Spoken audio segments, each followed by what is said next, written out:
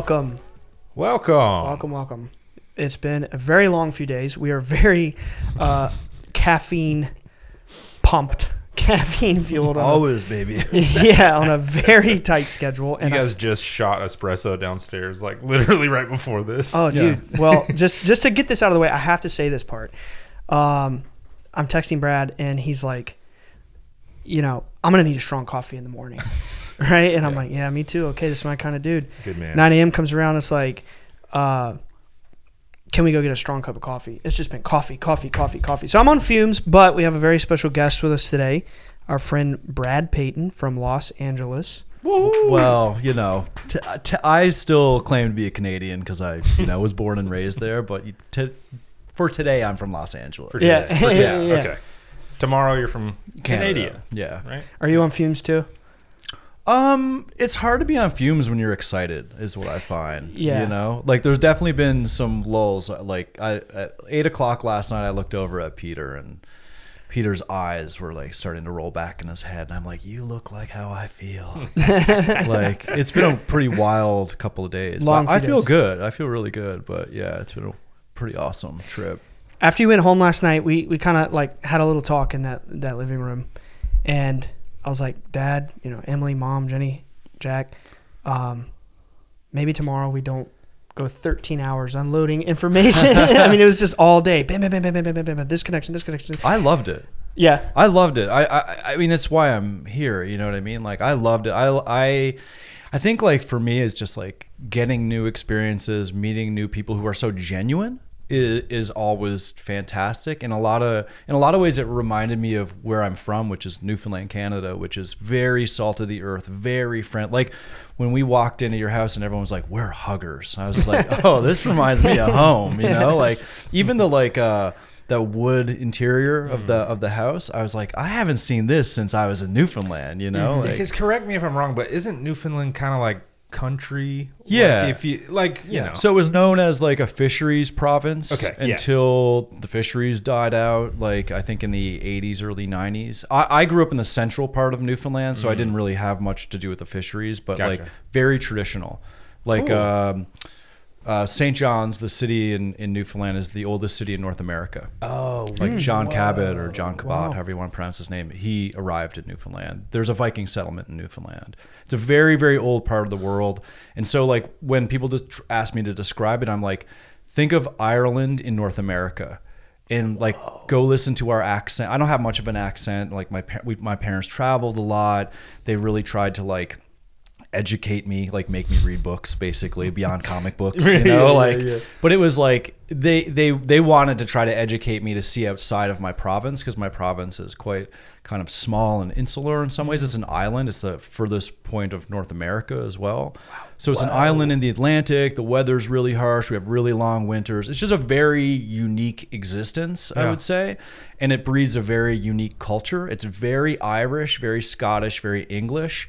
Like very musical, storytelling, like verbal storytelling is like one of our biggest traditions. So it was just like, even in Canada, Newfoundlanders, or Newfies as they kind of call us sometimes, like it was derogatory before, but I think people I didn't say it, he said it. It wasn't me. I'm allowed to say it. Right. You do not condone this. We are not allowed to say it. You call me a Newfie. Okay, I'm sorry. My bad. No, it was like, it's sort of like when I was growing up, if someone called you a Newfie, it would meant like they're treating you like you're stupid.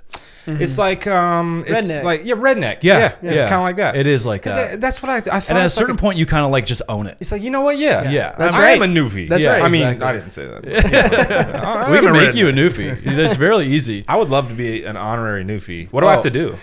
You have to, we would screech you in is what it's called. Oh. Yeah, it's an actual process. Like an initiation? Yeah, it's an initiation. It's like jumping into It's like a the game. most lovely jumping in ever. Oh, cool. Okay. We get you drunk. Nice. We force you to kiss a codfish on the lips. Sounds awesome. And then I think you're a Newfie. That's it? There might be some other stuff, but the main thing is drinking so we have screech is a rum that came from the Caribbean, because they would come up and they would trade the rum for the fish. Oh, no way. Yeah, so like That's rum cool. is a huge part of our culture, and screech is a Newfoundland rum that came from the Caribbean. So they would screech you in is what it's called. Screech is the name of the rum. It's terrible. It tastes terrible.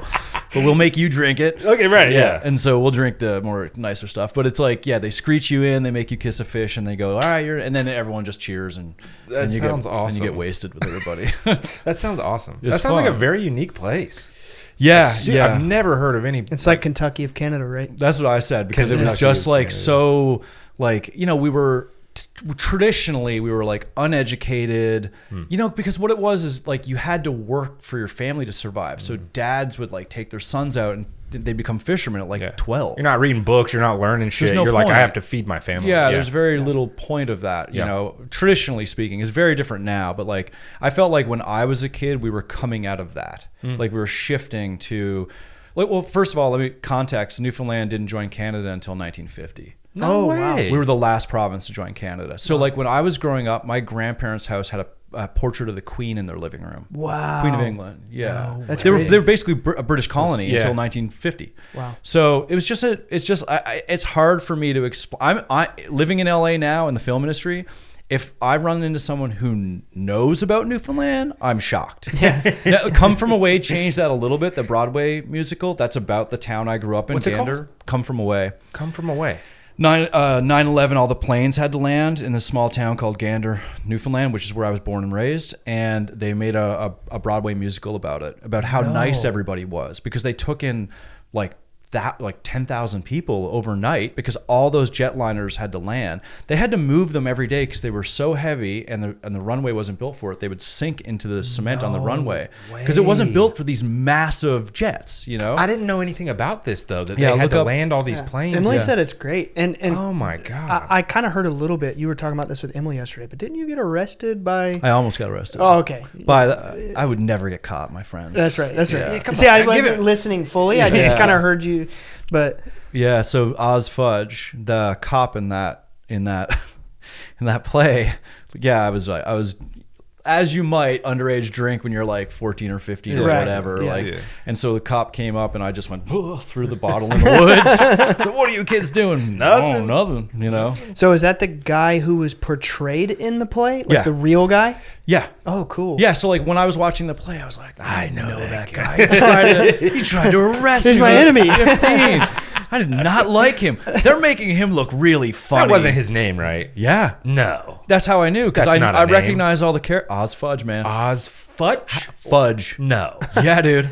Wow. And I'm like, how can I get arrested by someone named Oz Fudge? And my This is grandmother gave you fudge this morning. That's true. That's true. it's true. It sounds like a Willy Wonka character. Oz Fudge. Yeah, or like a wish Wizard he of Oz behaved character. like- Yeah. That's intense. Wow. Yeah, it was an interesting. It's just like an interesting, very unique place to grow up. I don't take it for granted whatsoever. It sounds awesome. Yeah. it was a mixed bag. In a very like charming, unique, like cultured way. It's like a convergence of a ton of different cultures. I would not be the way I am. I would not have the point of view I have. Yeah. I would not, if I wasn't raised there and didn't grow up the way I grew up, I just would not be the person I am, which is an incredibly naive small town person at my core, at my That's heart. sick. No, you that's know? that's amazing, dude. It's really cool. I really do appreciate that quality about you. Like in all of our communication, you've been very upfront about your intentions. And like the first time we talked on the phone, you're like, I'd like to think I'm a good person. And that stuck with me, you saying that. Yeah. And the more I get to know you on a personal level, I'm like, I'd like to think you're a good person too. Yeah, I mean, You know? I feel like you can just, for me, it's like oftentimes you're surrounded by people that are greedy Yeah, or in your industry, for sure. self-serving, like I get it. Like I moved to a number of cities where people are trying to make it, and sometimes they sacrifice some of their humanity or some of their kindness or and I have done that along the way too, but I've always tried to stay conscientious of it, Yeah. to like go, this is very important to me to remain a certain way and to not sacrifice certain things. And it's very hard because people are very tricky, and sometimes you get roped in with people who don't have the best intentions for you, because everyone's out for themselves on some level, and I get that. Yeah. But I've really, especially in the last couple of years, really focused in on like, I don't want to lose that part of me. Like that's my intuition is my kind of superpower as a filmmaker. I'm not really like a book taught. I'm a self-taught filmmaker. I went to Wow. film schools, but I dropped out of all of them. you know? So after like a semester, like I didn't stick around long, you know? And so I've had to like find my own way as a filmmaker, and I've watched a lot of people become less successful than me and much more successful than me. And I've also been able to see the price they pay for some of that success. And a lot of the people I've seen who are really successful are just not healthy or happy, or like they've sacrificed no humanity. Yeah, they've sacrificed things in a way, and I don't want to like paint like a negative picture, but it's like some people have flourished and they have loads of humanity. They give back all the time, and they're great people too, you know? So just when you're attuned to that, I think, and part of an instinct is a big thing for you. You have to kind of keep your humanity in and make sure you don't lose it, you know? Because you can very, very easily. I do feel that from you. Like I feel that very genuine aura from you, you know? And I appreciate that about you. Let's talk a little bit about like how you got in the industry. I want to know more about like how you got into Hollywood. How did you start making movies? Just kind of generally. Yeah, I mean, how did I start making movies? Okay, so I didn't have access to like cameras. Like I grew up in a small town. At that point, there were like people didn't have video cameras, or I knew one person with a video camera. And so when I set out to start to become a filmmaker, I was like, I need to read everything I can. So I read everything I could about everything. I volunteered everywhere I could. I was PAing on sets. I would do every job I could do just to get a taste of what it was. But the problem for me was I knew really early on that I wanted to be a director. Yeah. I just was like, I have little interest in anything else besides storytelling. And I also was like not a tech nerd, so I couldn't really operate cameras like well. Like I said that last night. Yeah, and then your dad's like, "Here, use this camera," and I'm like, "I don't know. I'm not that guy, man. Like I can turn that on for you, and I can tell you how to aim it. And cut. But like, I'm not that guy. Like I'm not. And it's funny because a lot of people will be like, "Oh, he's a VFX director," and I'm like, I don't know anything about VFX. Like, for what it's worth, the VFX in the 3 of your movies that I've recently watched are insane. And I think it's because I'm not a VFX person, because there's so many VFX people in that pipeline who are talking about VFX, and all I'm sitting there going is like, that doesn't look real. Yeah. You know what I mean? Yeah. Like I shot that thing to go in the midground so that you have a real reference. I need you to make that look like that. Yeah. You know, like, so like my approach is film something that can go into the frame that's actually filmed and light is actually hitting it, so that when they put the visual effects in, there's something as a litmus test. Yeah. There's a reference where you're like, that looks fake, that looks real. And look, visual effects is really hard, and you know you're gonna get criticized about your VFX. Like, you know, my movies have like 1,000 VFX shots or 600 or 800 VFX shots. It's hard to get them all at the level you want them, but my approach has always been, I want realism as much as you can get it. You know, the other thing too is that like my movies, Atlas was my biggest budget, but like San Andreas was one of those movies where we never felt like we had enough money. Like we were always, it was made for like $115 million, which is, I know is a lot of money, but it was going up against movies that were made for 200. Right. Oof. You know, and I was like, man, so like there was so little waste because I couldn't afford to waste anything. You know, like there's a lot of movies where you're like cutting like, 50 shots. I didn't maybe cut 5. Wow. Because I couldn't afford to spend the extra money on the 50 shots and then cut 45 of them, you know, You like had to keep it lean. you had to keep everything lean and pointed and like very, very specific. And yeah, so it was like that taught me how to be a good storyteller as well, where you're just like, okay, you're looking for realism, you're grounding the movie, you can't shoot an absorbent amount of stuff, you don't have the time, you don't have the money, you don't have the resources, and you're still, you know, the studio, and you're beholden to this big, and my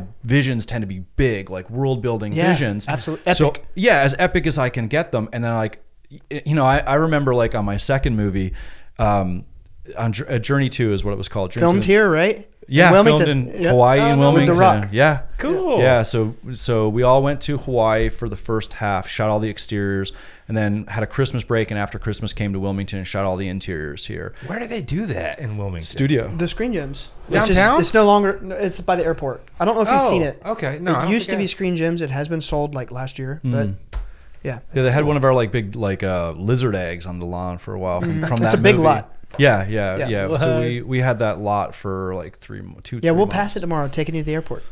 Yeah. That's right. Yeah. Yep. So Nice. it was cool, but sorry, what was I saying? You got to keep it lean and like concise. Is what so you were saying. so we shot this very small scene where they crashed this helicopter. This doesn't sound like a small scene. Sorry, it's after we Small scene. crash a helicopter. They wake up on a beach on an island, Okay. and I'd storyboard everything. And so I remember showing the producer, this guy named Beau Flynn. I showed him the storyboards, and I'm like, yeah. So they wake up here, and there's like close-ups, people waking up, and then I'm gonna do this big helicopter shot of the beach. And he's like, helicopter shot in this scene, and I was like, yeah. He's like, that sounds like a lot. And I'm like, you want a big movie, right? And he's like, yeah, I want a big movie. I was just like, all right, well, we're doing a helicopter shot on the beach, and so it was like a tricky, like the way I looked at it was, and it would be a digital beach because I would shoot a little plate of the beach and put a digital environment, right? Cool. And so the way I looked at it was, you have to put shots like that in scenes that don't necessarily stereotypically demand that, so the audience very early on goes, oh, this is a big movie. Like you're training Subtle. You're training them. I don't even think people would think about it, but like we all were like, or the crew was just like, helicopter shot in this scene, and I was like, yeah, we need to set the stage. We're in a big movie now, we're on this mysterious island, this Jules Verne thing. So yeah, so it's just it's always been like my goal is to make these big stories on these big canvases. And so starting was really hard because there was no resources at all, no cameras. I had no money. I dropped out of some film schools because I wanted to be a director. So for me, it really started from writing. And I'm not a great writer, but I'm a pretty good writer because I just have written so much at this point. Yeah. And then instead of the traditional like, I'd shoot things on the weekend with my friend, because I could shoot stuff, and I got myself a little video camera, and I'd do little exercises to kind of learn like what camera movement looked like, or I would go get a gimbal and kind of move the camera and get a sense of what it was. But then I didn't do a lot of I didn't make a lot of short films, because even if I could figure out a way to shoot it, then I'm like, how do I edit this? Yeah. I didn't even know anyone with an editing bay. It's not like today where like I know 10 people that edit stuff at home. Yeah. It was not like that, so I didn't have any of those resources. It wasn't as easy to kind of put stuff together on your own. So for me, I stored up that hunger to make something, and then eventually I wrote a grant for the government, which in Canada it's really good when you're coming up as an artist. They have a lot of government grants, like you'll get like $12,000 and $15,000. And as like a 21-year-old, 20-year-old, you're like $12,000. Oh my god! I can buy a camera. It's Let's like go. paranormal activities budget. Yeah. something like that. Yeah. I know it's more. A little bit, but it's enough to make a short film. So That's I awesome. made a short film that way. And what I would say is that what it did for me was it put me in this headspace that I really benefited from later on, where if I'm going to shoot something, I'm going all in. Yeah. Like I am going 100%. I'm giving it my all. It is the only thing I'm doing is this thing, because it wasn't like, I'll do a little thing here and a little thing here and a little thing here. It was like, no, I can't do these little things. I have $12,000. I have to do this one, in my mind, big thing, and it was like, whatever, like an 8-minute short film. But it was like, I went all in on that and made that as best as I could make that little thing. And that kind of serviced me, because then when I got to go make my second short film at the film school I eventually didn't drop out of, the CFC, I made this short film called Evelyn, and it was like, I threw everything at it because it was my mentality was so different, That's I think, huge. than everybody else's. I was like, I used to think, I honestly, like I did an exercise at the CFC, and they gave us 500 feet of film, a DP, and a camera.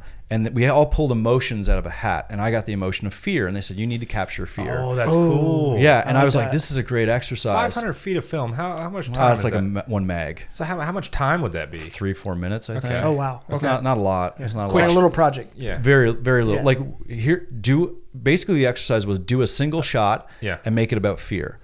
So I interpret it was, of course I did the most stereotypical thing first, tied someone to a chair, put it on high speed, made them shake. Like I was like, like a Fincher thing. Like, But in my head, when I was doing it, I was like, this isn't scary.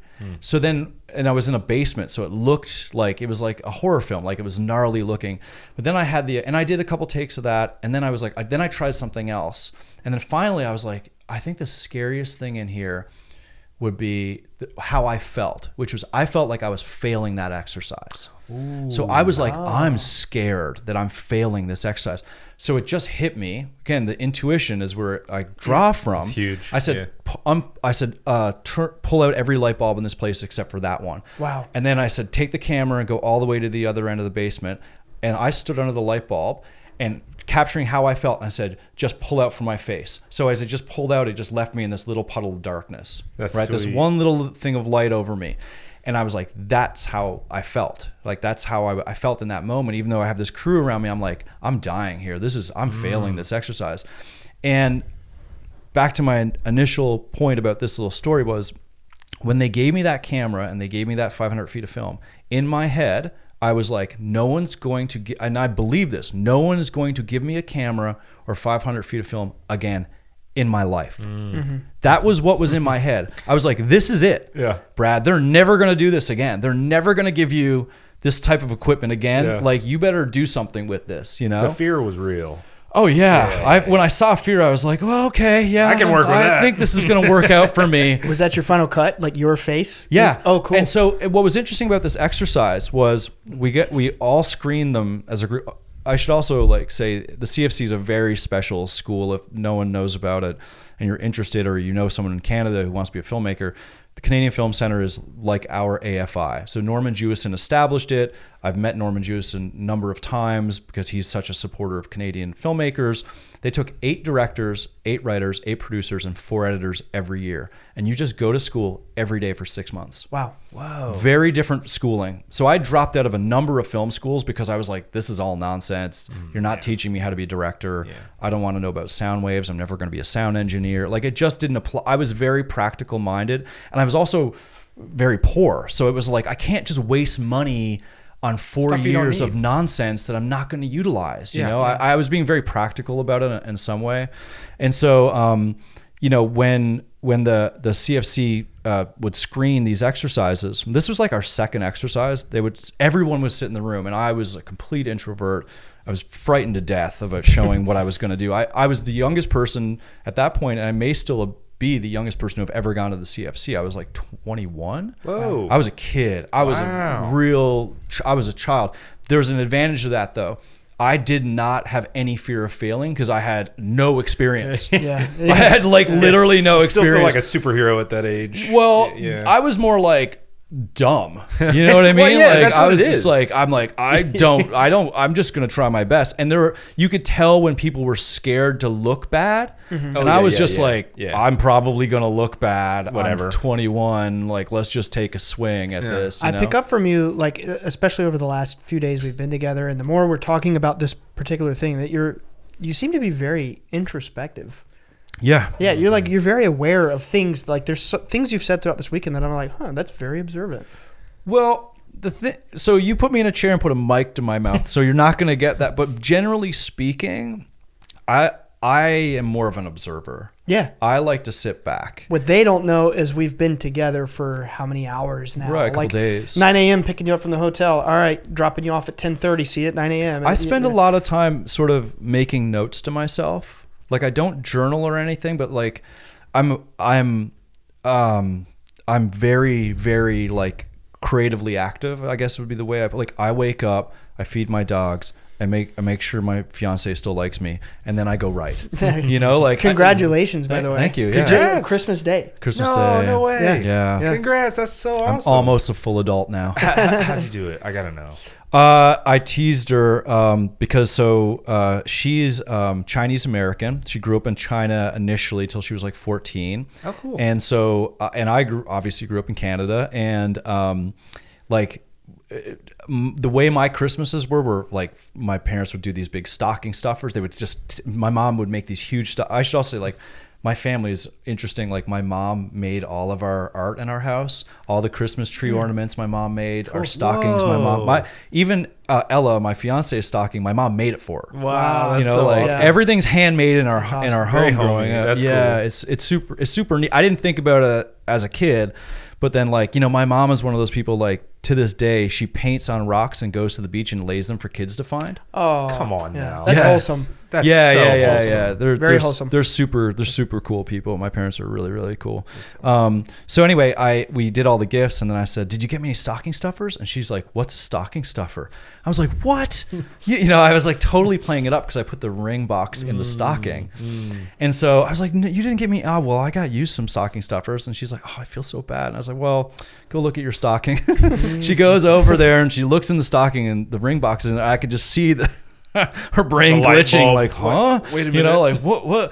And she takes it out, and then I'm like, I better kneel down or something. You know, like I better. I didn't actually kneel down. It was so silly. I didn't really know what to do. I just kind of was like, and I sort of just got. I sat on the floor. I just kind of got lower. So, you just squatted. So stupid. Hey, I did it in the car in a parking lot. I mean, you know, like, I did it in my parents' front yard. Yeah. The You beat timing, us. it felt right, but like how I was like, oh, I'm awkwardly emotionally trying to get through. You know, like it's not smooth. It's terrifying. It is. I wasn't terrified. My brain stopped working, you know? And then so she was standing up and she opens it and she just like started bawling and she was so happy. And she's like, "Is this?" And I was like, "Yeah, that's exactly what you want." You know, I was like, she was so specific about like the ring and all that kind of stuff. And I had played dumb so often. I'm really good at playing stupid. Like what you want? Like I just pretend I don't hear anything, you know? And so I'd got, you know, it was really, really fun. And it was great to see her so happy. And I was so happy. And the funniest thing about my engagement was I was, you know, I instantly fell in love with Ella, my fiance. It was like, the sensation right away was like, wow, this is so strong. This is so awesome. Like pure. And I didn't have any questions about it. Like as soon as I met her, I was like, oh, this person like vibes like me, like creative, open, adventurous, like all of that kind. And then our core values are very aligned. So perfect. But we'd just been to the Netherlands. We'd just been to Switzerland. And I carried this ring through Europe with me on my person, because I was so scared of losing it, looking for an opportunity to give it to her. Are you for serious? 2 weeks in Europe. I had it on me at all times, petrified she was going to find. At one point when we got on the flight over there, I had it in a big ring box, like a big cardboard box, like it got shipped in the mail in. And she's like, "Where are the snacks?" And she's taking the box out, and I'm like, "Oh my God, don't touch that box." So she had no clue I even bought the ring, let alone had traveled through Europe with it in my pocket. But when I was in Europe, like we were so busy, like Amsterdam was so awesome. We went to all these museums, and then we were flying like to all these different countries and trains to different places. And it was always so full that I was like, I don't want to shoehorn this in. And the closer I got to like going, okay, the timing starts to feel right, the more I wanted it to feel special. So Christmas morning was like, this is time with just us. Yeah. It's just us and the dogs. This feels right. I can do like a silly thing with the stocking. So anyway, so that's awesome. Yeah, it was That's fun. perfect. Yeah, I love that story, man. I'm really happy for you guys. I am going to shift gears here a little bit, though. Yeah. Let's talk Atlas. Wait, I do want to find out how your screening of your Fear.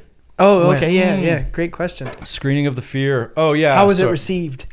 So the thing that I took, well, it was received pretty well. But honestly, like this is something that has clicked in for me at a very young age and is still consistent to this day. I know when something's good or not.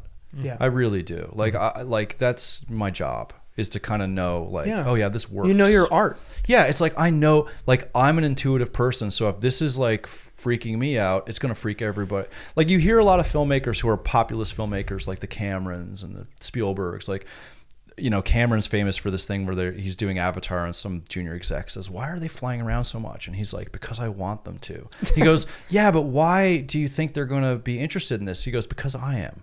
Yeah. Right? I love that line. Yeah, and it's because he knows, he's an intuitive populist filmmaker, and he's like, this is going to be, I'm interested in this, they're going to be interested in this, right. You know? Yeah. Believe it or not, that's our philosophy for this show. What's up?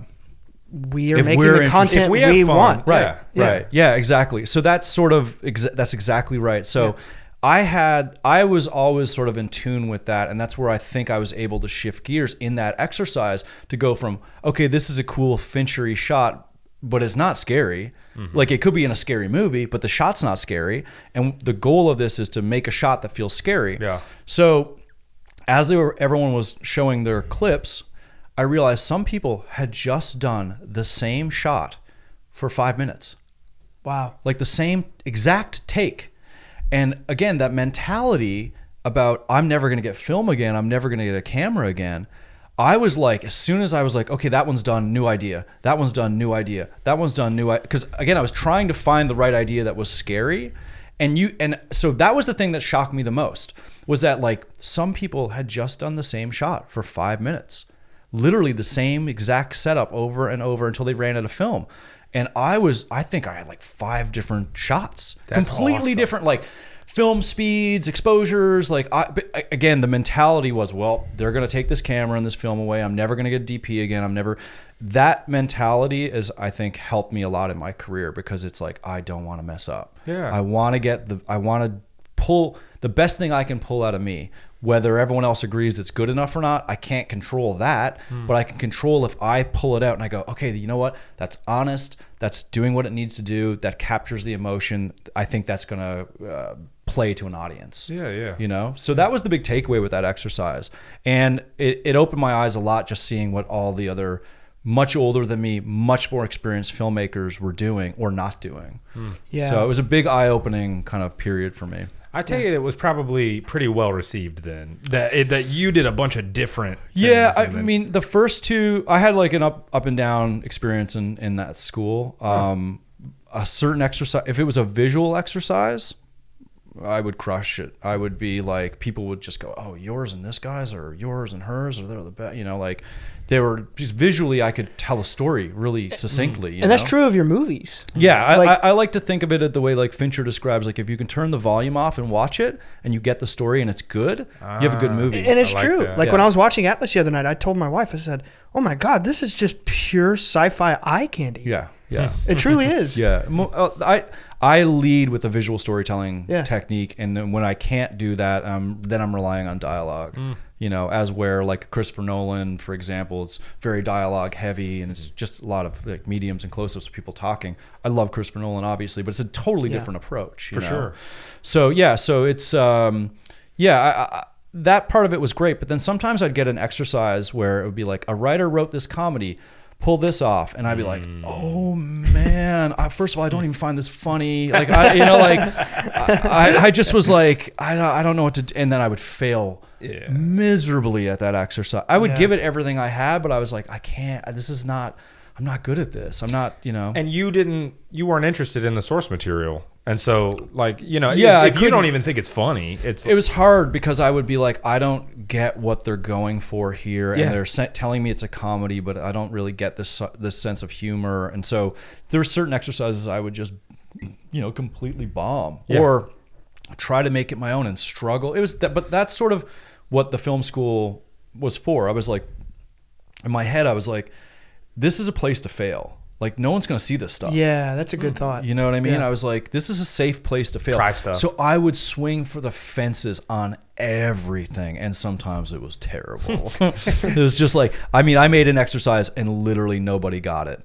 And then but I was just like, I understand why they don't get it. And then you learn from it. 100%. Yeah, and it's in your arsenal for the future. Yeah, 100%. And That's then like huge. that was like a big learning lesson. So it was just sometimes I would be, you know, people would be like, "Oh, you're amazing," and then sometimes people would just stare at you, and you'd be like, "Yeah, this is what failure looks like." Got it. I've learned so much. Yeah. Yeah. I feel you.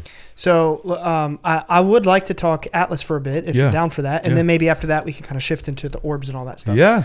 But Atlas, man, I have to know, like, how did you come up with this, the conceptualization of this?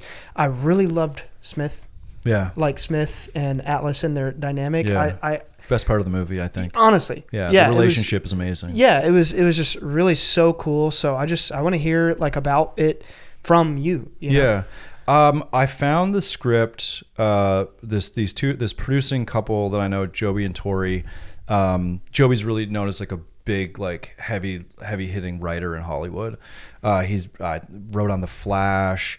I think he wrote all the Obi-Wan show. You know, he's a big writer. And he's got really, really good taste. And the two of them are a great partnership and producing duo. They have a real knack for finding material. And so I had talked to them for a while about what I wanted to make, and I would always reference Aliens because it's one of my favorite movies.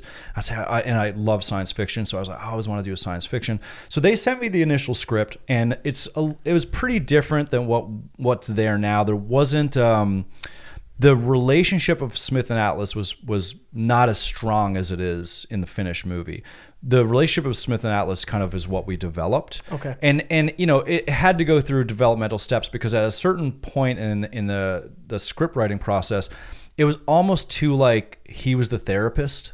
I mean, like literally it would read that way, like stop down and there's therapy. So I was like, okay, we need to like make this more of an arc of these two people like learning about each other. Smith is the AI, by the way. Yeah, Smith is the robot that suit. she like communicates with. Yeah. Nice. So the basic concept is that she's hunting an artificial intelligence terrorist. This terrorist killed her family, her mother, and now she does not trust AI, and she gets put in an AI-driven mech suit and dropped onto the planet that he's on. So she's like, I'm in a mech suit that I do not want to be in. And meanwhile, they're like merged with its mind. Yeah, and the like mech suit's like you have to plug in the neural link in order to sync with me, and she's like, no chance. I don't trust AI. I don't trust you. Not a chance. And then she's hunting this AI, this like cyborg that's found out she's on the planet. I'm gonna hunt her. So it's like so it's like a cool action adventure film. So it was really it was a lot. It was a big challenge. I knew it was a big challenge because I was like, okay, listen, like we're building a world from scratch. There's been so many mech suits, there's been so many cyborgs and everything in movies. It's like I need to like try to get out of all the stereotypical stuff and like invent something new that feels whole. I felt that. Yeah, it was hard. It was really, really hard. I think we succeeded a lot with the visual stuff. I really, really loved Smith and Atlas. That's my favorite part of the movie is their dynamic. And it's also probably one of the, like, that's what everyone was worried about. And when I cast Greg Cohen as Smith, and he's an actor, but he's just a voice in the suit. So he's like he's in like a sound booth on the set talking to Jennifer live in the scene so that Jennifer can act. Oh, cool. There's not like a thing in her earbud. And he's actually piped into the cockpit. So the speakers in the cockpit are live. Awesome. So they're having real conversations. So like sometimes if I wanted to have her do something different, I wouldn't go to her. I'd go to him and say, hey, at this moment, like when she says this, I want you to like awkward pause. And force her off a little bit. Yeah, well, it was like to force comedy in a way, right? Because it's like if she says something, it's like she's like getting in his face, and he's like beat, beat, beat, beat, and then delivers the answer. Suddenly it's comedy. You know what I mean? And so like he'd be like, "Yes, I know. Okay, great." And with Jennifer, she was a lot like me in terms of her. She's intuitive. Oh, cool. Very intuitive person. Nice. Like very, very just like dialed into her emotions and her intuition. And so the more I could allow her space to play and just kind of do her thing. And by the way, I'd already put her in a fucking cockpit, you know, like you can't seatbelt. I can't strap someone in like much more than that. You know what I mean? Like, so I felt like, okay, Brad, like you've put this actress in this cockpit, you've given her no room to like maneuver. Give her some freedom. On top of that, I was like, okay, there's a hologram here, and I'd put up a wire and be like, you need to hit this and hit this, and she'd be like, oh, okay. And I mean, she was great, but I knew like I'm giving you like, you know, invisible things to do and like putting you in this little space. So I didn't want to like belabor her in her performance. So I would go to Greg. Now, of course, like her and I had talked through the script and we got on the same page and we had no issues with that. Like we knew the movie, you know, we knew what we wanted to do and we knew like the ebbs and flows of scenes. But like you have to, as a filmmaker, you know, every actor is very different. Like Jeffrey Dean Morgan is completely different than Naomi Harris or Dwayne, you know, like, and so on Rampage, I have these three actors who are very different. Their approaches are just so different, you know? And so I had to learn Jennifer's approach. Loved Rampage, by the way. Thank you. Yeah. I loved it. That was fun. It was a fun movie to make. But with Jennifer, she was so intuitive and I'm that way that I'm like, I'm not going to be the director that like gets in her way. Not a chance. I'm backing her. Yeah. Because you know what that feels like. Yeah, and it's the worst when someone just downloads you with too much information. Like, let me follow my intuition. Yeah, and it's becoming this clinical thing of like beep bop boop boop. I'm like, no, I'm not interested in directing that way, acting that way. Like, I know that I could. I just don't think it's going to get her or me where we need to go. Yeah, for sure. And you both work intuitively. Yeah, and I got this. I never even had that conversation with her, but I just got the sense from her. I was like, "Oh, you're intuitive. Okay, cool. Let me help you." And so the dynamic on set with her and Greg was really, really fun, and it was really enjoyable for me because people would come up like, Greg, no one knew who he was. And at first people were just like, he's just here for the production. We'll replace his voice later. In my head, I was like, not a chance. No way. Mm-hmm. No way. This guy is perfect. That's why I cast him. I was like, that's how I picture Smith. Yeah. You know? And this was an odd movie. There were a lot of voices in my ears on this movie. And so I'm very proud at like a lot of the things where I put my foot down and was like, this is how I picture it, are the things that really work. And so it's a learning lesson in that regard. Sometimes I didn't put my foot down, and there are things that like I don't think quite work because I never thought they were going to quite work. But I was being told you have to make this concession, you know, like it's Netflix like execs or it's all of it, man. It's all of it. Like Netflix were really great. They were really, really good to work with. The exec, my personal execs were amazing. I thought that studio was excellent. Cool. But there's a lot of voices. There's a lot of producers. There's a lot of all of these movies are like that. Yeah. And so, you know, the difference for me specifically was so I made Journey 2, San Andreas, and Rampage with the same star at the same studio with the same executives with the same producer. One producer. One producer, 2 executives, 1 star. So I had gone through this situation. And on the first movie, again, they would like question a bunch of these things, and by the time I was doing San Andreas, they were like, you got it. Whatever you want. Go do your thing. I mean, they would call me on set and be like, dude, that shot yesterday was amazing. And then I'd be a smart ass, be like, all my shots are amazing. But I like knew. I know. Yeah, right. I knew the executives by that point. I had a great relationship with them, Nice. a great relationship with Bo, the producer. I had a great relationship with Dwayne. Like, we knew each other. We knew our strengths. We knew it felt more like a band playing, that's you know? cool. That's awesome. I went to Netflix. They were gracious. They bought the script. We had great meetings, but then COVID happened and everything slowed down, and then we had to stop. It was like this very up and down, sporadic situation. And then I had never worked with, I mean, we had like 8 producers on Atlas. I'd never worked with 8 producers. Oh my God. And I'm not sure I'll ever do it again. It's a lot of producers, man. Too many cooks in the kitchen. It's a lot, dude. It's a lot. That's wild. It is wild. It is wild. And, you know, I had more than 2 executives. You know, it was just a completely new form for me and I am guilty of maybe being like too nice, honestly.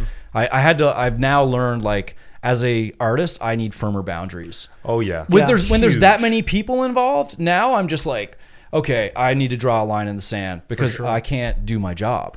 Yeah. You know, and I felt some of that. So Atlas was harder in that regard. Yeah. And so I felt the movie sort of being like very difficult to wrangle, and then I would wrangle it back in, and then I would feel it drifting away and I'd wrangle back in. And I don't know if like people understand as a filmmaker, when you're doing these big technical movies, it's like everything matters.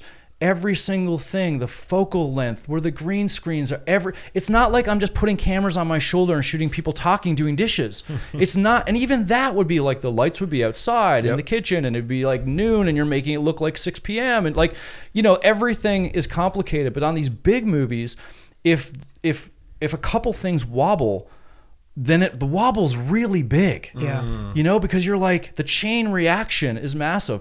And there's just, you know, sometimes there's arrogance and sometimes there's like short-sightedness, and they don't see that. I feel that all day long because I'm like, it's my job for there to not be wobbles and for no one to feel a wobble. And there's no chance I can let the cast feel that. Yeah. So I've got to protect them at all costs. Now I'm protecting the cast, trying to like make these things that I don't think might necessarily work. Like, it's very difficult. So Atlas is a little bit bittersweet because I felt like we went into it with really good intentions. I didn't feel like I was at the top of my game, and I have to take responsibility for that.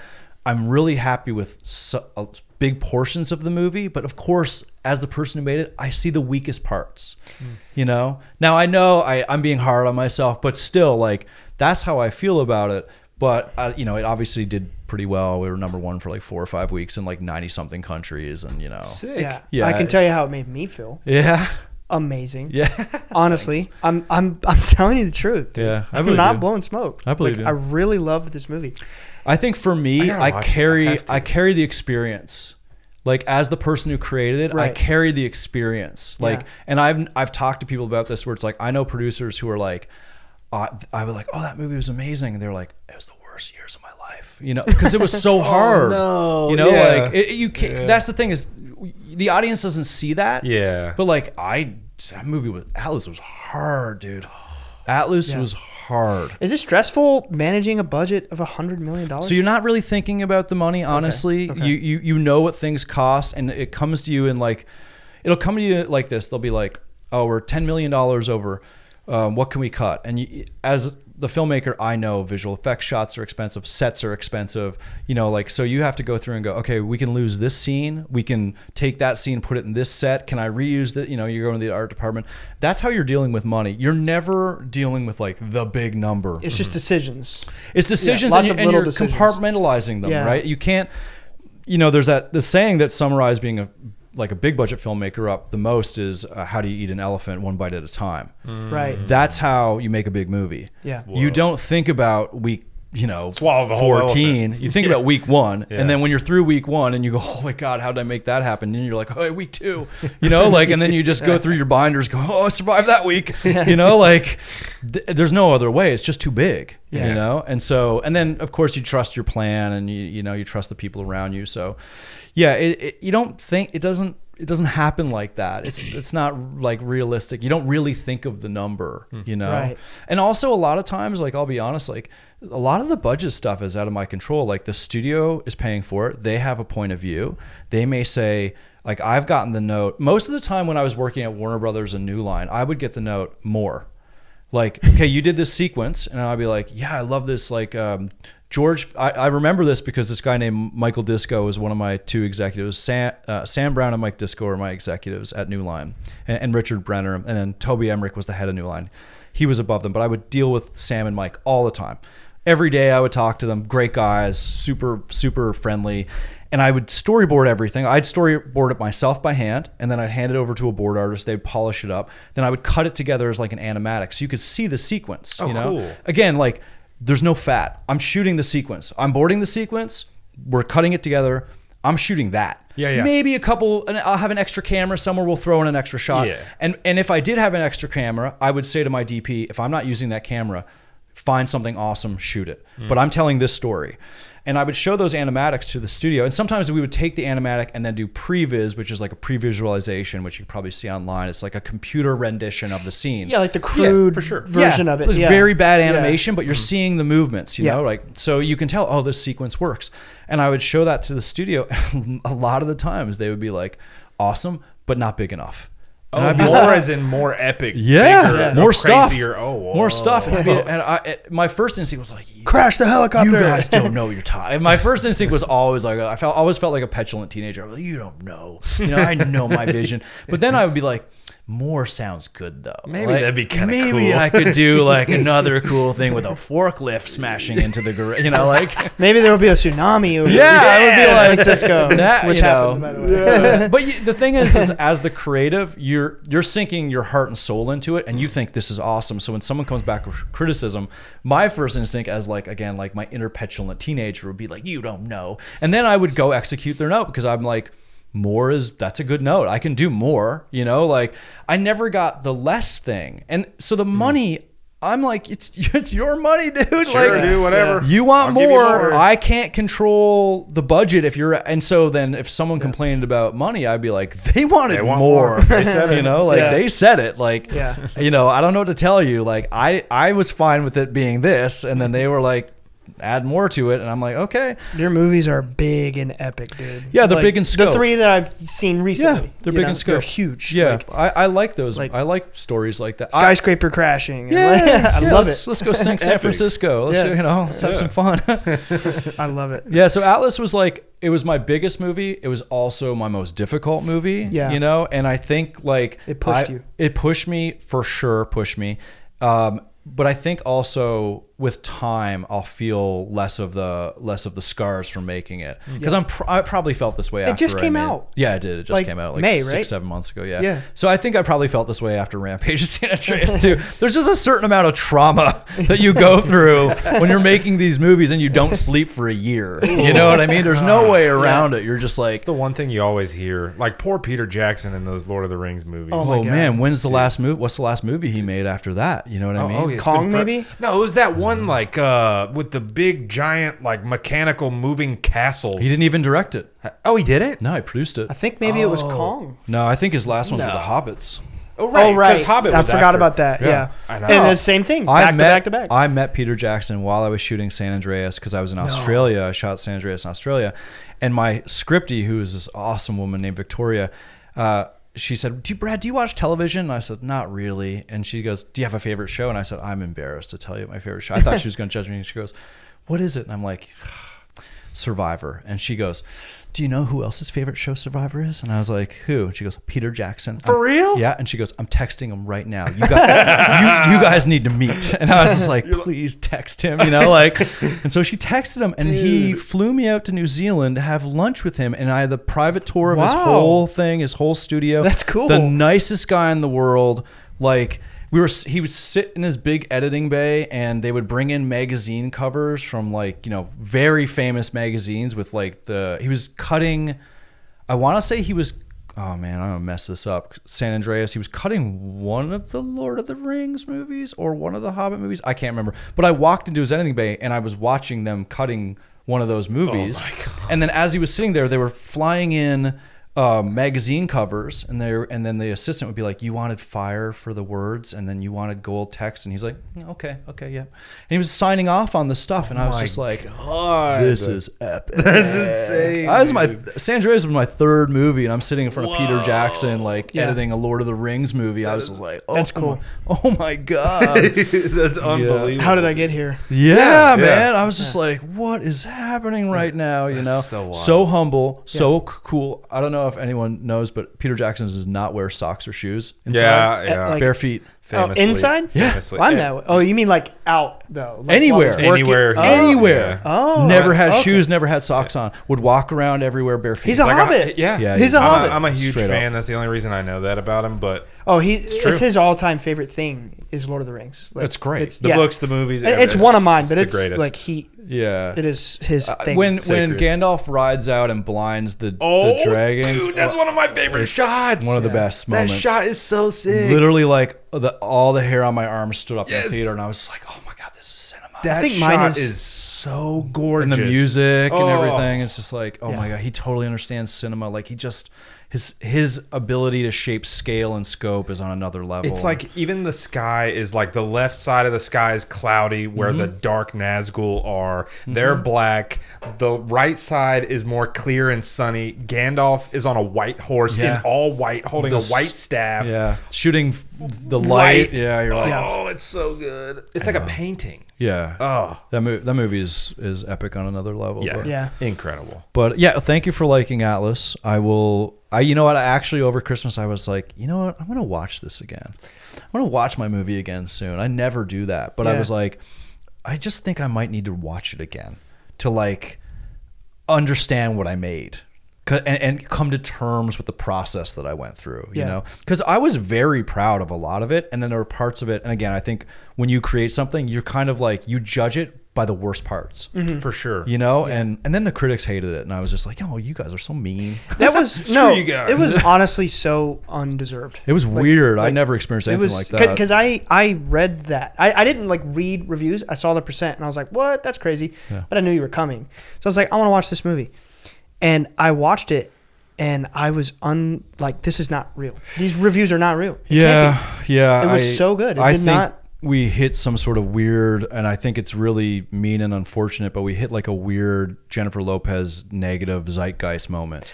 It was like a week or two before your movie came out. The public was like chatting about her. Yeah, and I was aware of that because I knew you. We've known each other for, I don't know, a year and a half now or something. Yeah.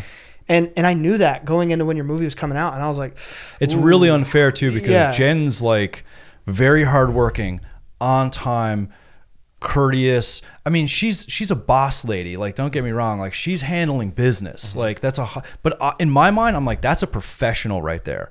Like, that woman knows what she's doing, and she's done it for a long time, and like, that needs to be respected. So when all that stuff started stirring up, and I'm not like a tabloid guy. I don't even like, I live in Los Angeles, but I live out by the mountains. Like, I'm not like a Hollywoody, like, go to all the parties. I've never really been that guy. I'm just like, I'm too awkward, man. I just like, I'm just standing there like, too real. Well, I just don't want to, like, I don't know. I just don't want to do that. I don't get much from it. And I feel like also, like, I did all that stuff when I was young, and now I'm like, I just want to like watch movies, hang out with my girlfriend, my fiance. Let's go. And then, watch movies, write, read, paint, travel. That's what I want to do. That's the life, man. Yeah, I love that life. I love my life in that regard. Like family, art, and if we friends. want to talk about business, like, let's go have lunch or sit in a meeting and talk about making something cool. Yeah. But like going and doing the scene, I'm just not. It's never really been my thing, Like, and I'm kind of jealous of people who can make deals at parties. I've never been able to do that. I don't understand it. Some people, that's how they operate.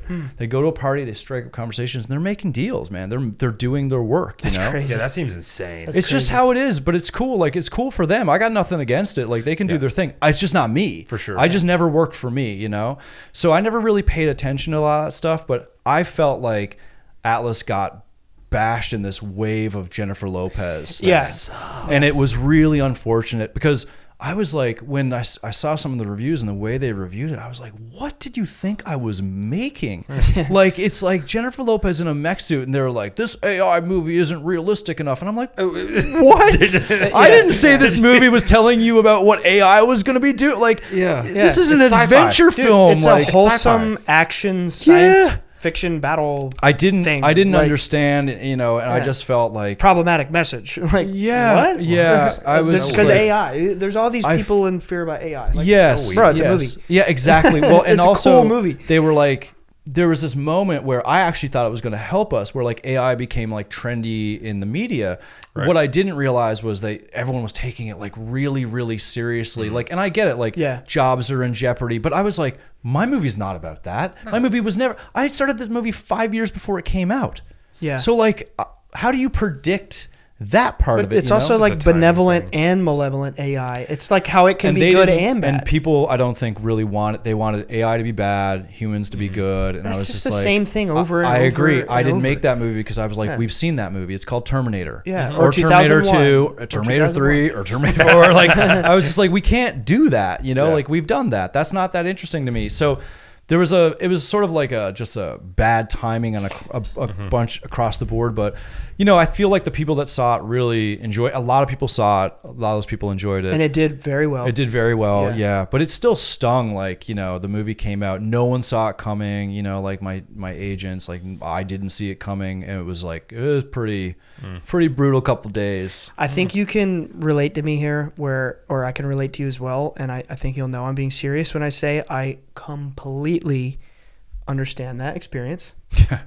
Being that we have been having these experiences, which you have now had yourself. Yeah. And everyone was, for the most part, pretty awful about it. And it stings, but...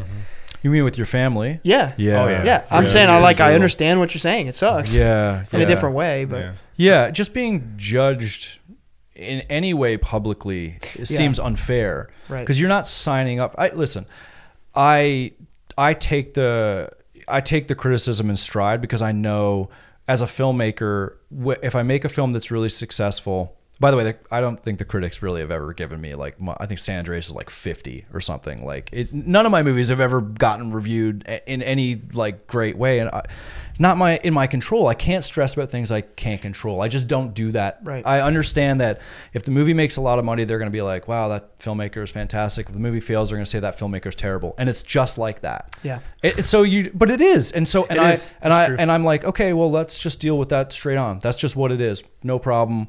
Like, I'm signing that contract. I want to go be a filmmaker. Yeah. Fine.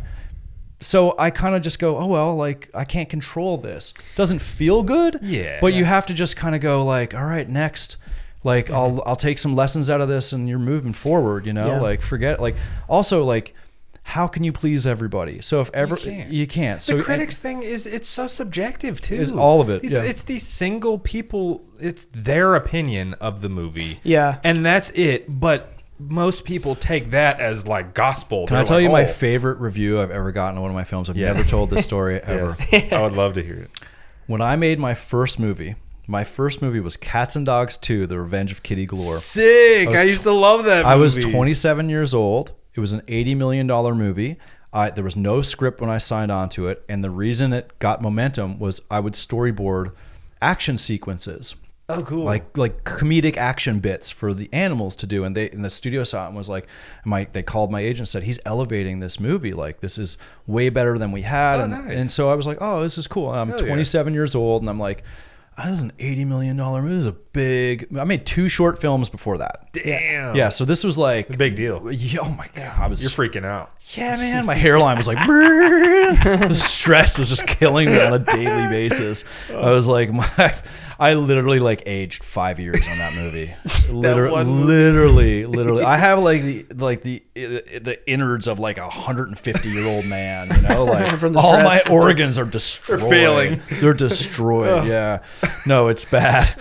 So that movie came out, didn't do very well, and one person reviewed the movie and said that I had put back cinema 15 to 20 years. What? Oh Are you serious? Brad Peyton, the director of Kaiser, has single-handedly So ridiculous. pushed cinema back.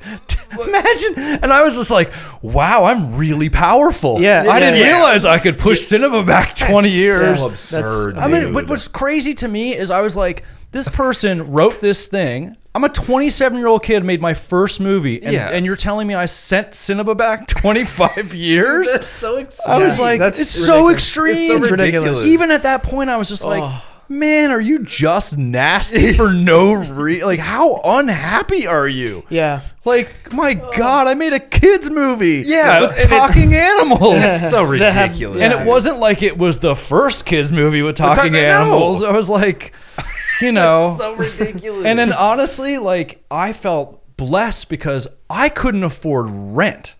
Oh, I yeah. had $1,200 in my bank account, was living in a spare room in someone's house in Hollywood, and I got this, and I worked my ass off to get this gig, and then worked my ass off on the gig, and then after all that, after working on this movie for 2 years, I get these people telling me I've set back cinema 25 20 years. Yeah. That's It's like, what?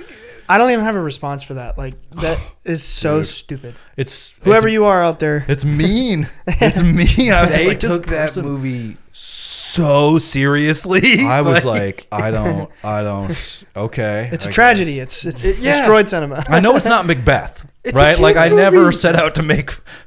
I couldn't imagine being 27 and like reading that after your first movie. Like, It's a kid's movie. That Why are they hurt. taking it so seriously? I know. Yeah. Yeah. that's But like when I saw Sonic last week, and it's like, you don't people go like, into Sonic thinking, you're going to see a Nora. it's a talking Yes. hedgehog. Yeah. It's a talking hedgehog that moves the speed of sound. Woohoo! Yeah. That was awesome. Yeah. It's Yeah. not that deep. Yeah. No. You know what I And it mean? was never meant to be. Please be No. cheesy. Yeah. I'm agreeing to this. Yeah. Yeah. Yeah. That's right. That's the contract I'm signing, and I walk Oh, into the my theater. favorite is when people like try to critique like Transformers. Oh my god. Like, I just watched a truck punch a jet. Right. Yeah. I'm not. Why are we really Yeah. inserting logic into this? Yeah. No, I just wanted to watch a truck punch a minivan. Yeah, with a Sometimes it's sword. that, and sometimes sometimes it's that simple. Like sometimes you're just like, yeah, I just want to go see a giant machine punch another giant They're awesome machine, movies. You know? I love those movies. That's why I love San Andreas. That's why I love Rampage. Honestly, I like sometimes just to watch a movie that's like, oh my God, there's an earthquake that's making a tsunami destroy the city. It's not really epic. that deep, but it's awesome. Yeah. And You're it's- just there for a fun, good time It- and like to be like, wow, I just went on a roller coaster. Yeah, Yes. epic. You know, like There's a huge albino gorilla. Like it's sick. It's awesome. Yeah. That's yeah. why with Atlas, a lot of it, I was just like, man, I couldn't have predicted it. I don't really carry it in the same way. When I was 27 and they told me I set back cinema 25 years, that didn't feel good. Yeah. But now I'm like, okay, guys, all right, you know, like, and the thing is that like, I feel like I'm pretty even keel. Like I would like to be a movie critic. Like I get it. Like I would like, yeah, this is cool.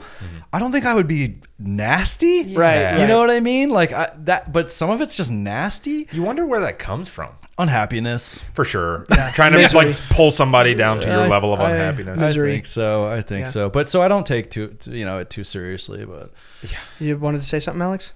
That's so intense. It was nasty. Towards nasty people. Yeah. again, everyone's got a job to do. I'm pretty even keel with. It's like, I get it. I signed the contract. I'm a filmmaker. You're going to critique my film. Sure. Everyone's got a job to do.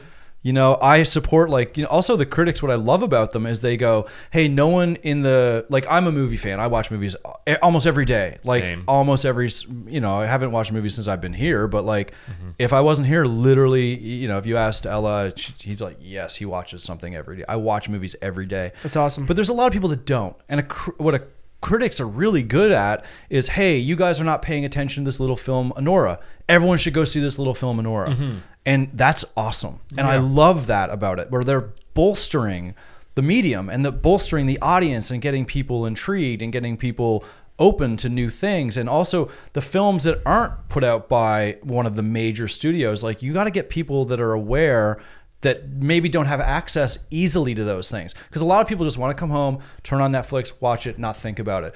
If you have to go searching around for this little indie film, you may not even know to look for it, let alone how to find it. So I love that critics do that. They bolster the sort of the smaller movies, or they say, hey, this big movie over here is really saying something really important. But, I know Marvel doesn't need great reviews. Everyone wants to see Marvel movies. I want to see Marvel movies. It's like that doesn't do much for me. Sure. Right. So I just sort of take it all in stride. I'm not mad about any of it. I get it. You know what I mean? Like there's a reality in which I could never have been a filmmaker, and I might have been a critic. You know what I mean? Yeah. Like, and that's how I think about it. I'm like, yeah, you do your thing, man. Like you have to tell your truth and get that out there. Just why are you so mean? I did not set back cinema 25 years. I do not have that power. The thing that made me okay at like the 27-year-olds just like shake is as like this massive film fan, I'm like, they're shaking me to my core at 27 being like, you're terrible. You made a terrible movie. I was just like, I had to turn it into a joke of like, you really think this 27-year-old guy from a town of 9,000 people can set back? Like, I'm a powerful man. It's so extreme. It is funny. I had to laugh at it because I was like, this is making me want to cry so much. It was so mean. That's terrible. Yeah. When I think of, and I haven't even seen this movie, but when I think of a movie that's set back cinema, 20 to 25 years, I think like Megalopolis. Right. I have not seen it. I haven't either, but I've heard, it's like one of the worst things ever. Yeah. But I will say this one more thing about Atlas, and then I'm like looking at the clock here, and I'm like, oh crap, we do have some plans tonight, so we'll kind of wrap up with the orb thing. I have to say that, and there were so many scenes in Atlas that were amazing, and I don't have enough time to cover it all. But when they were dropping from the ship, I was like, that's one of the few sequences that barely changed at all from my Really? storyboards. because they're dropping from the ship in their suits. The drones are after them. The ambush. Yeah, and it's like all this like slow motion stuff, and the mechs are just like fighting in the air, but it's like falling rapidly towards the planet. It was just so insane. I was like, oh my god, this movie's amazing. Yeah, I wanted to overwhelm the audience a little bit. Yeah. I wanted it to be like, oh my god, this is intense. It worked. Should we talk a little bit about what might be coming down the road? Let's do it. Well, what would you think your audience would want to know? How would you like to phrase the question? yeah. By the way, we have time tomorrow, so we could also get Dax and Peter in here tomorrow. Yeah, well, the thing we got to think about is they have full-time jobs, so it's like We can call in sick for them. we can work that part out later. I feel like we need to at least give you a little tease of what might be coming. Yeah, I mean, what do you? Let's just say, I think your dad has a very interesting story. Yeah, And I think the story needs to be told in film form, right. basically. And I'm very excited by the possibility of it. Yeah, it's been a fun weekend. Yeah. And there has been a lot of discussion, a lot of learning about our story. Mm-hmm. We could maybe say that. And just sharing all of these events that have happened to us and going to locations and or sets rather where these things have happened. And yeah, I mean, I don't know what to say other than it's been a great time. Mm-hmm. The Skywatching last night, we probably saw, 100 orbs. Yeah. Yeah, Do you want to talk about that? Like what that was like? Yeah, I mean, it was really, I've seen stuff. I've read your dad's book. I've seen things posted online. I've seen images, but to see it in person it's different than I expected because they were so kind of high up. And my sensation, my experience, having only done this once, was you try to rationalize it first. You're like, is that a shooting star? Like, what is this? And then you start going, this is impossible this can't be shooting stars. Yeah. This can't be. And then you start recording it. And then when you start zooming in on the recordings, you're like, what am I seeing here? So and then also your dad's innate ability to kind of sense them, which is extra bizarre. Like he's an earnest, humble, genuine person. And so he's not the type of person, I don't even know if your dad's capable of blowing smoke. Like he's just not that kind of guy at all, like 0%. And so like when your dad's like, we need to be outside 5 to 6, and you're like, and you were like, we need to be outside 5 to 6. And I was like, all right, not a problem. We're not going to go anywhere. We'll be ready. And we're out like at 5:30, and sure enough, 5 to 6 it starts. And I was like, now because I'd never experienced it before, I was like, oh, okay, yeah, this is cool. And then it got more and more active, and it became a lot. And at certain points, there's like 5 moving lights in the sky, moving erratically, and you're like, this is so strange. Mm-hmm. Honestly, it wasn't until the second time we went out and saw nothing did I go, oh shit, now this just got really interesting. Because he didn't say we need to go out now. Yeah. He didn't say any of that. It was Dax. It was let's step out again. Yeah. Right? I didn't think about that. And so now put yourself in my shoes, and now we go outside for half an hour and see nothing. And in the first hour, earlier we saw like 100 lights firing around the sky within an hour. So it puts it into the context where you're like, huh. This guy is like, basically he's like, we need to go and be there. I can feel this is happening. In advance. Yeah. Oh, yeah. He was just like, oh, yeah. He was like, yeah, we got to go out at this time. And then it was like super consistent, but like off and on, but like overall within an hour, incredibly consistent. And again, like I think any rational person, any person that's not like connected to it, you're going to start going, what is it? You're going to try to answer it in your mind. But it can't really be answered, especially when you go back and you look at the videos and you're like, okay, this doesn't really make sense. These things are changing colors, like rapidly changing colors. Yeah. They look like they're going in a straight line to your eye, but then when you record them, you see there's like little micro movements all over the place. Mm-hmm. There's like movement even within the lights. There's movement. You're like, okay, this is very odd. Yeah. But it wasn't until we went out the second time and there was nothing that I realized like, okay, I truly believe this person has a connection with these things because he can sort of sense it. And then, like, for example, if it were satellites, they'd be going all night like that. Yeah. There's no meteor showers don't have meteor showers shooting and all. They were crossing. Oh yeah. Many times. It was all over the place. Like, so again, like no matter how like logic, once you're there in person, you're experiencing it, even then I think you can have doubts and you can question. I think it's a sane person would do that the first time they see it. But then as you get more experience, or you see the drastic difference between, hey, I sense them, we need to go outside, to, okay, let's just go outside and look at the sky, and there's nothing. Right. Now you're like, okay, I this is now different. I didn't pick up on that.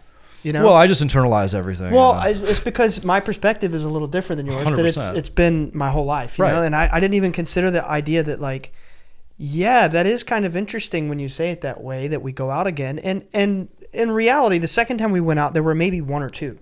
Right. It wasn't But zero. It was like one or two. Yeah. Yeah, but it was like still, and we were probably out there the second time for maybe 40 minutes Right. at most. Right. And I didn't even consider that element where it's like, oh my God, yeah, that is interesting that you say that. It wasn't Dad that was like, we got to go out.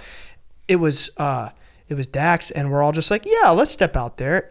Yeah, he didn't have that sense. So the fact that it impacted you that way is very profound. Well, and also you have to think, like, if it's again going to I think I'm like a healthy, I'm open, but I'm a healthy skeptic. You're practical. Yeah, I am. I'm very just kind of like, I want to understand this in a practical way. So you go through the practical steps in your head, the logical steps in your head first to kind of go like, could it be this? Could it be that?